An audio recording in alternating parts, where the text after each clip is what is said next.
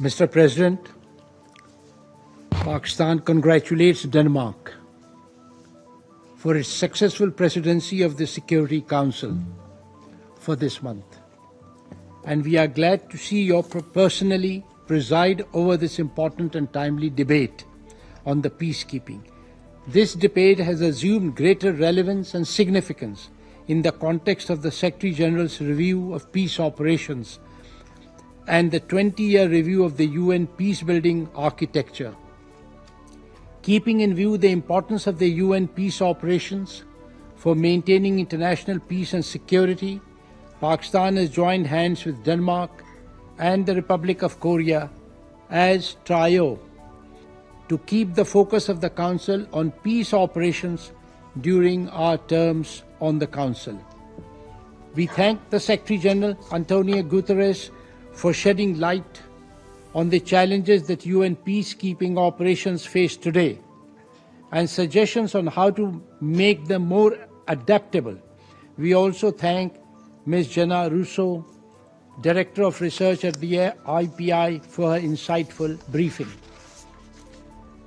Mr. President, the United Nations peacekeeping operations are important and cost-effective instruments for maintaining international peace and security. The first two peacekeeping operations, United Nations Truce Supervision Organization in the Middle East and the UN Military Observer Group in India and Pakistan, UNMOGIP, established in 1948 and 1949, exemplified the observation and monitoring type of operations for interstate conflicts. From there, the peace operations have evolved significantly over the past 76 years to meet the requirements of changing times and realities.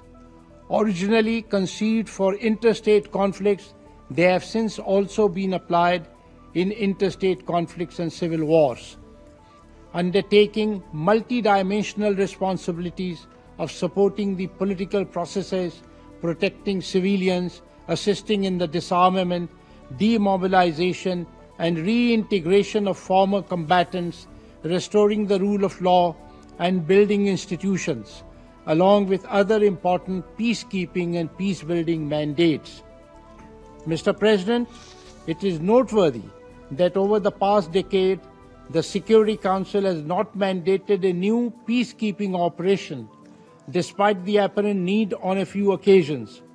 While this may hint at the challenges that the peace operations face today, in our view, the UN must not shy away from utilizing this tool that has continued to serve it so well.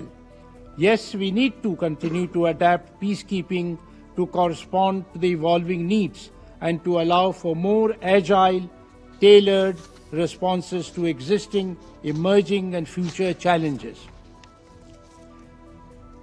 The new realities, Mr. President, and challenges that confront today's peace operations are increasingly shaped by 1. Divergent objectives and priorities resulting from increased geopolitical rivalries. 2. Lack of political will. 3. Insufficient allocation of resources.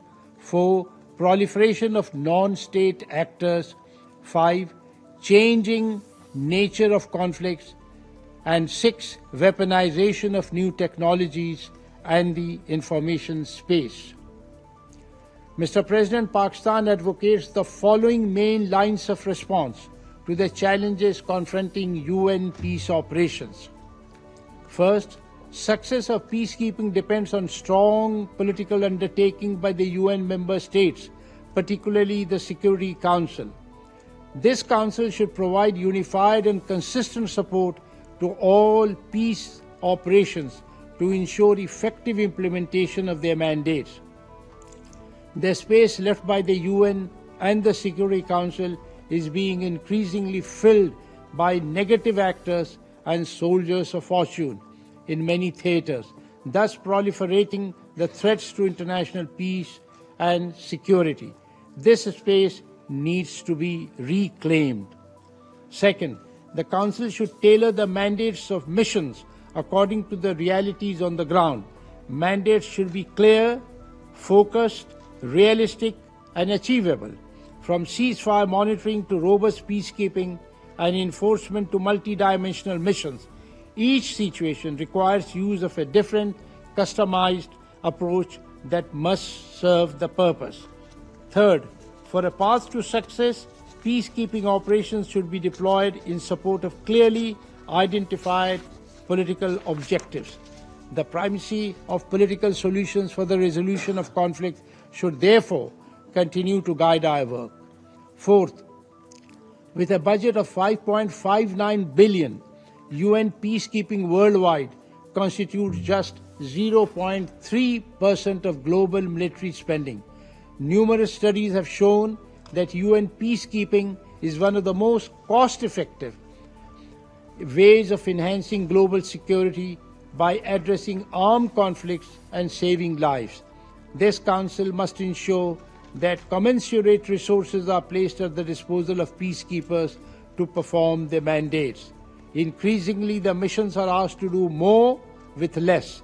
This mismatch in resources, capabilities, and mandates must be addressed. Fifth, the weaponization of new technologies has increased the threats to the safety and security of the UN peacekeeping.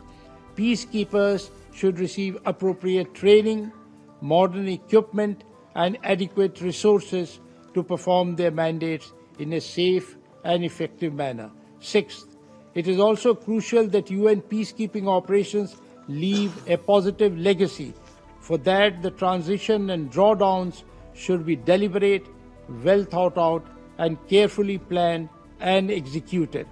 Possible effects of drawdowns on overall peace and stability on ground and important objectives such as protection of civilians must remain the primary factor in decision making so that the gains made on the ground over the years are not reversed. Seventh, on the ground over the years are not reversed. Seventh, peace operations should always be part of a peace continuum approach. This entails a more proactive and systematic engagement with the Peacebuilding Commission.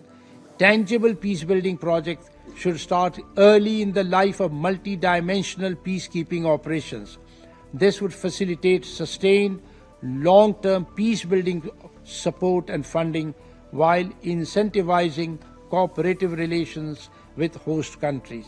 Lastly, the Secretary General's review of future of peace operations should be conducted with close and meaningful consultations with member states, particularly the troop contributing countries, to ensure that their perspectives are fully reflected. Mr. President, Pakistan has a long association with UN peacekeeping operations. We are a host country, one of the longest serving and leading troop contributor and a founding member of the Peacebuilding Commission.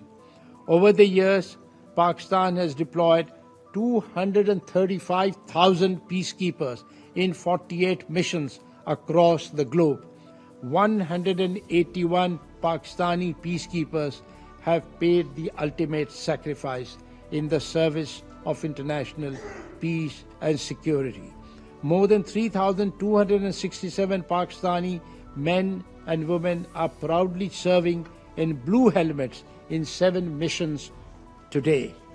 Pakistan is host to the United Nations Military Observer Group in India and Pakistan, UNMOGIP, that was established in 1949 to monitor the ceasefire along the line of control in Jammu and Kashmir, a dispute that remains on the agenda of the Security Council and awaits a just and final settlement in accordance with the relevant resolutions of this Council that promise to the Kashmiri people the right to self-determination through a UN-supervised plebiscite.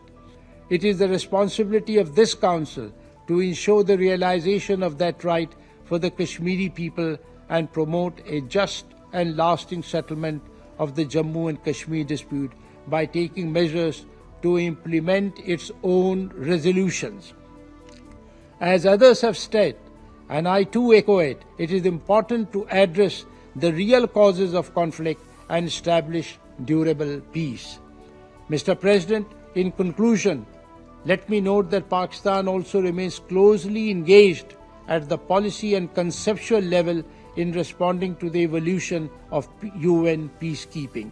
In this regard, Pakistan is hosting the UN Peacekeeping Ministerial Preparatory Meeting in Islamabad next month from 15th April 2025, whose outcomes would feed into the ongoing deliberations on the future of the UN peace operations. Peacekeeping would also remain among Pakistan's top priorities during our present term on the Security Council. I thank you, sir.